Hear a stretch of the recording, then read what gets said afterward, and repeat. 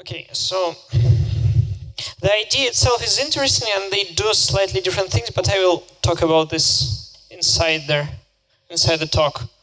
So from my outline, at first I was talking about flat combining, and then about the general flat combining. So I think I could skip that part because Nurshevit explained this yesterday.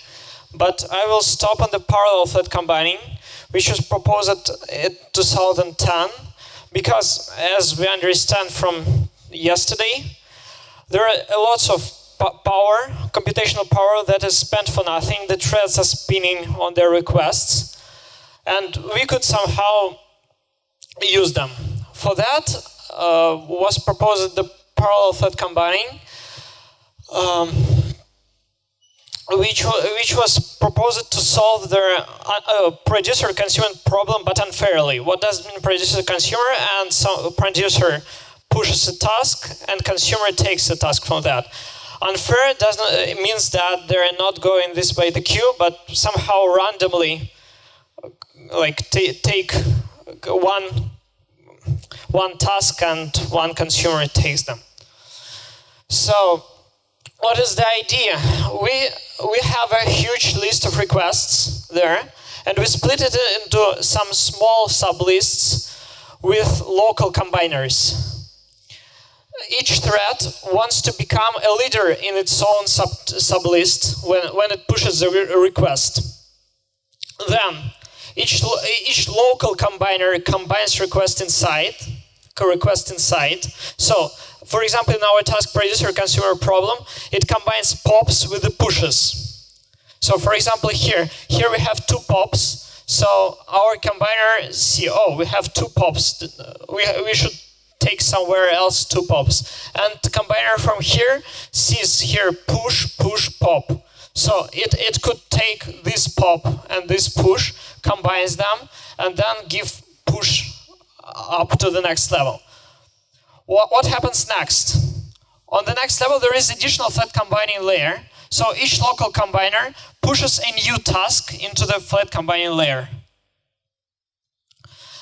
And we have some big nodes with big number of queries there, but this is just a flat combining another with one lock per level here, one lock per whole queue. Then one processor out of these two local combiners becomes a global combiner and combines this request after. So does it make sense? Okay. So yeah, unfortunately, the proposed technique of parallel flat combining doesn't help us to build fair queues, nor stacks, nor priority heaps like flat combining proposes us. So now I will talk slightly about the PRAM model and flat parallelization, how we think that is. So what does it mean, PRAM model? So there generally PRAM model and work time model comes together. PRAM model means that all the processors work synchronously. So in the PRAM, we have P processors, and each processor, each tact, each unit of time performs one operation exactly, which is write to the register, read from the register, and perform some local computation. While work time model has unlimited number of threads, so we don't know exactly what amount of threads we have at the first. And in the local unit of time, each processor performs each parallel round consists of concurrent sequence of instructions, as it's said in the slide. What does it mean? It means that if there is some parallel loop, it provides work time, provides parallel loop, fork join, etc. So we have parallel loop in the body. So the body could be performed in parallel at one round. So you have parallel iterations, which are the first P iterations done by P processors, then the next two P iterations done by the P processors, and so on. Why bring this PRAM model? In PRAM model, it is very popular to have batching algorithms.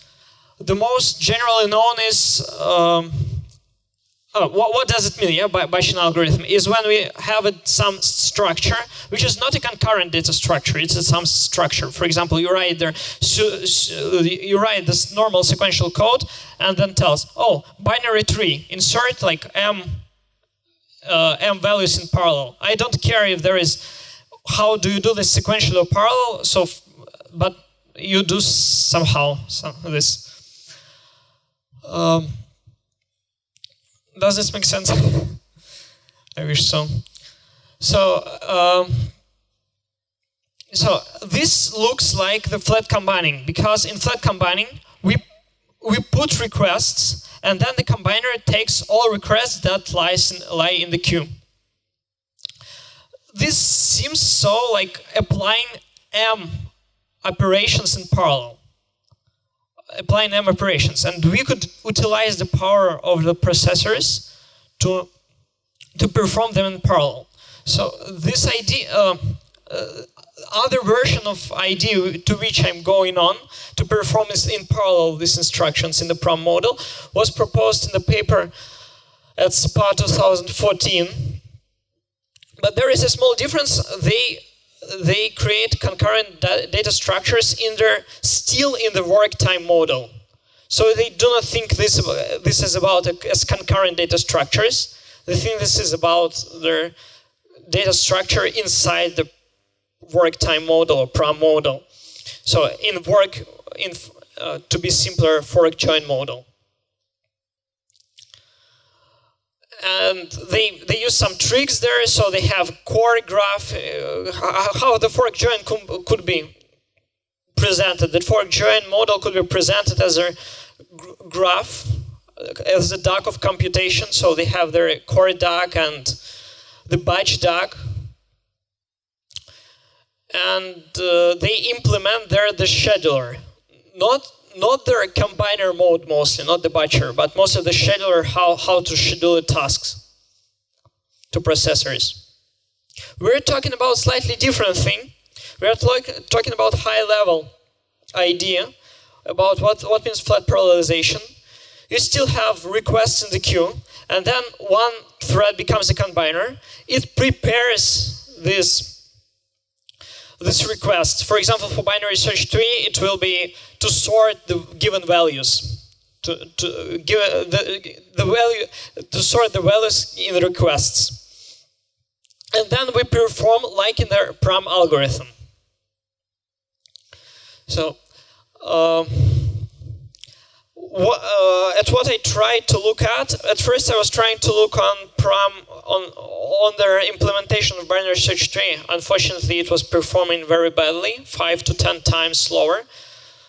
But binary search tree became a better example, so we will try to look on that. So we have in priority queue, in total, we have 2 requests, insert value and extract minimum value. Okay, so, right. And we provide 2 different PRAM algorithms for batch insert, where only the insert request performed, and batch extract min, where only extract min request performed. I will try to look here. No previously good known PRAM algorithm was known. There are many theoretical batch algorithms on priority queues, but none of them are practically good. So because of that, we try to create our own binary heap into PRAM model, which will be executed in the asynchronous model. This is quite complicated. So how we do extract min? Probably you know how generally in binary extract min done in binary heap. So you swap the first the element in the root with the last element of the heap, and then you sift it down.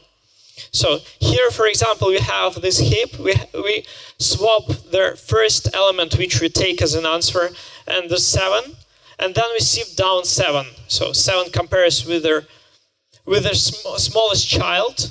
It swapped with it. Then it compares with their smallest child again. And swaps with that. how their batch update algorithm works. A batch extract minimum algorithm works. At first, we find m smallest elements in the binary heap. This will take us m logarithm m time, like the Dijkstra algorithm. We have to find the smallest m elements in the heap. Then we swap these first m elements with the last m elements in the heap, and then we sift them down together.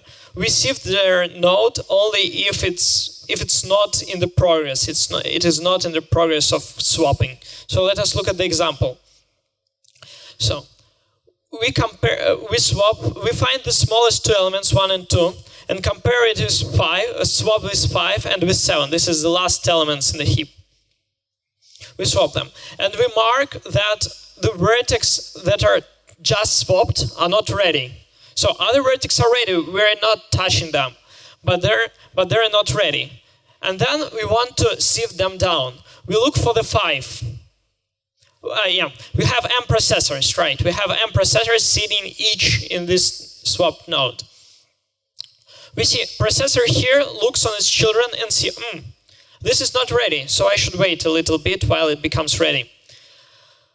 The processor sitting in the 7, look at its child is ready, then it could swap. At first it compares with them and then swap. Now this node becomes ready, and the first thread could wake up and find that both of its children is ready, and goes down, compares 3 with 5, and then still the children are ready, and it compares with the smallest child 3, and we're done. So this is how the parallel batch algorithm works. For the insert algorithm, generally in binary heaps, their insert algorithm is very simple. It's only sift up. You have a vertex and you sift up until the parents. You insert the node as the last in the heap and sift them up while its parent is bigger than it is. We're doing slightly different. We're making again the sift down. So we have some value x that we want to insert, and we know where this value probably will be inserted if it was the biggest one of the heap. So we go down by the path to this position, and we sift the corresponding vertices. Let's look on the example. So we have here 3, and we want to insert 6. We look on the 3. Oh, 3 is less than 6, so everything is good.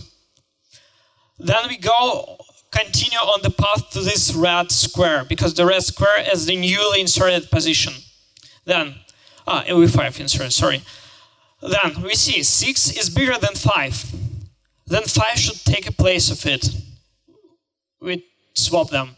And then we go again on the end of this path and insert 6 on the last position. So this is how for one processor the algorithm works. For m batch update, for m batch insert, it's slightly more complicated. At first we find m paths, because we insert new m values, we find the paths from the root to these new m inserted positions. And we mark some nodes to be split nodes. It is the nodes that have the new market nodes in its both subtrees. So let's look at the example. So here we insert 3 values. Here we should insert them somewhere on that path, and on that path.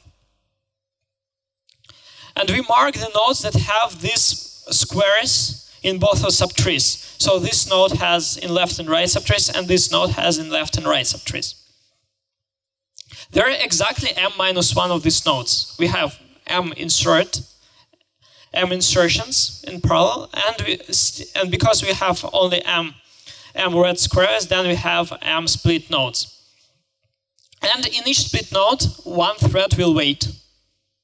We could make each thread in our batch, in our combine list to wait on these nodes.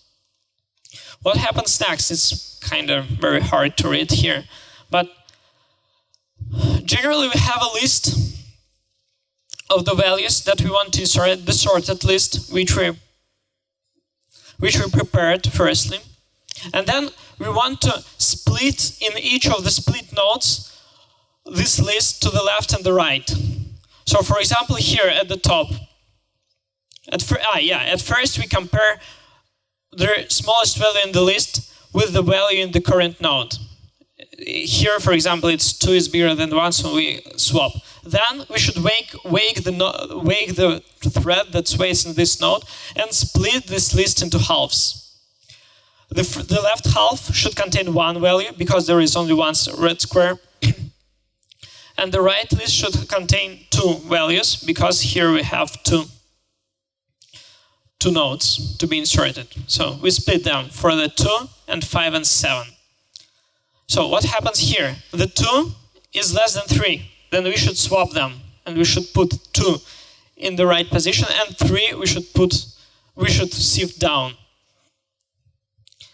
For the right is generally the same. We should see that 5 is less than 6 and swap them. So here we swap 2 and 3.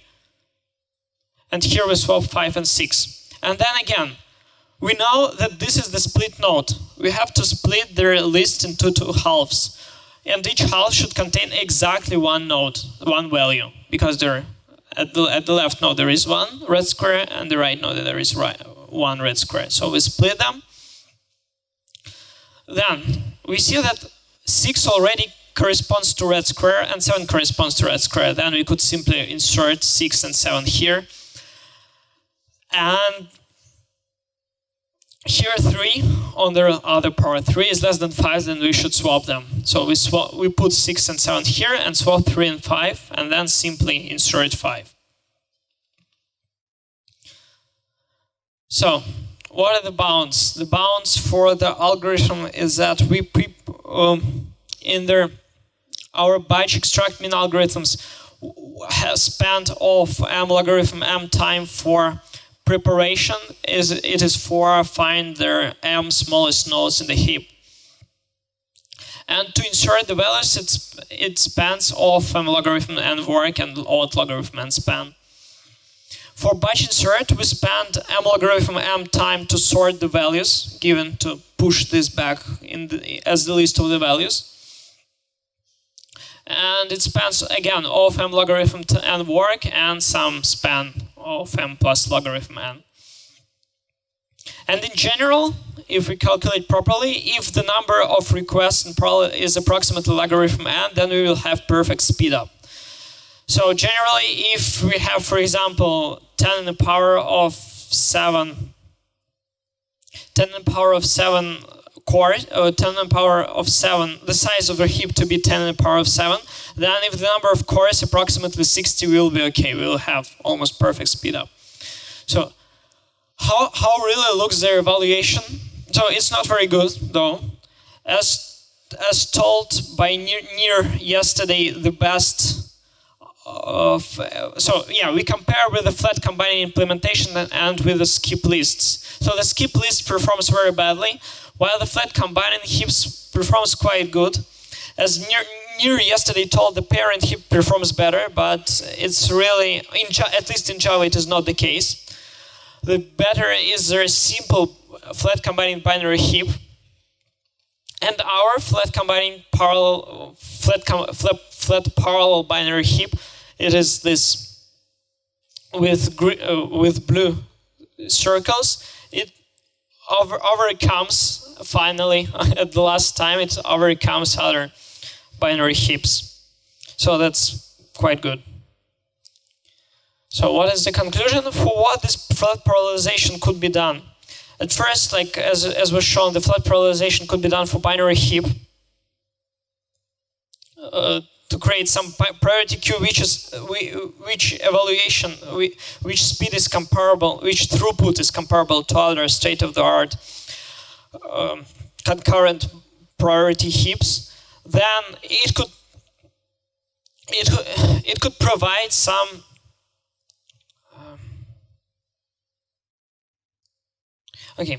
it could provide some theoretical bounds, for example, for binary search trees.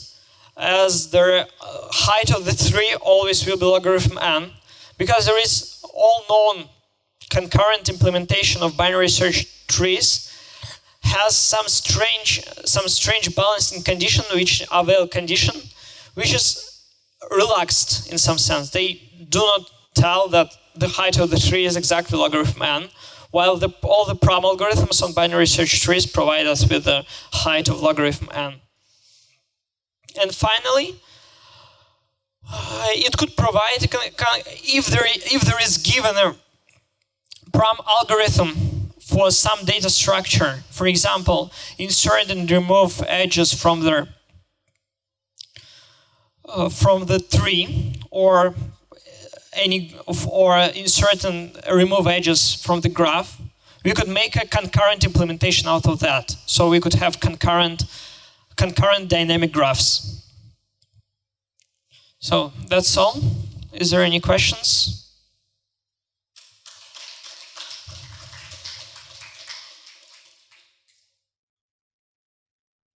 '64. So it appears. So I've tried. This is 63 really, because I didn't want to take the 64th core because it could be swapped with their operating system. Yeah, I know the results are not very good, but at least at 63, my implementation. Now, after it, of course, will degrade because the flat combining uses their active weighting, active spinning. So that's why it's not really worth to look past the number of cores, unfortunately. Is there any questions? Okay. Thank you.